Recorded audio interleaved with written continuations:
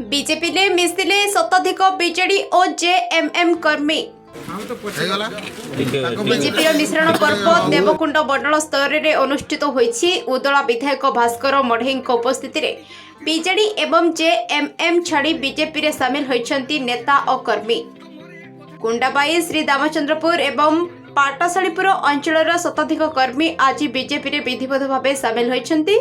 एही तीन गोटी पंचायत रे पूर्वरु बीजेडी एवं जेएमएम रे सक्रिय थिबा कर्मी माने मुख्यमंत्री मोहन चरण माझी एवं केंद्र सरकार कार्यधारा रे अनुप्राणित होई आज बीजेपी रे सामिल होइछंती।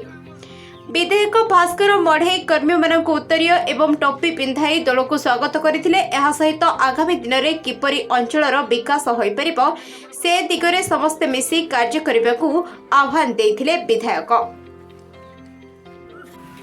प्रभात भाई आ बेहरा भाई ये मौचु महतो भाई आज्ञा नाटा हरिमोहन बेहरा। आमे दीर्घ 24 वर्ष धरी बीजेडी शासन टी असंतुष्ट थिलु। एबे बीजेपी शासन रे मिसिबार कारण होची आमर जो यशस्वी प्रधानमंत्री नरेंद्र मोदी तांकर जेते गुड़ाक कार्यक्रम आमको खूब भल लगिला।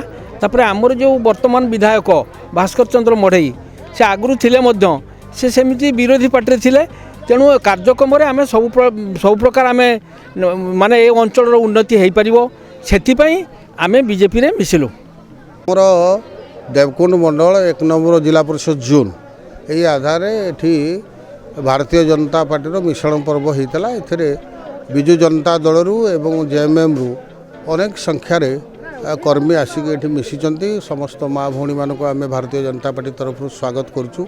आ निश्चित भाव में आगामी दिन में जो यशस्वी प्रधानमंत्री नरेंद्र मोदी महोदय एवं मोहन चरण माझी नेतृत्व को आधार करके भरोसा करके समस्त आम दल मिशुं। निश्चित भाव में बीजेपी भारतीय जनता पार्टी सुदृढ़ होची।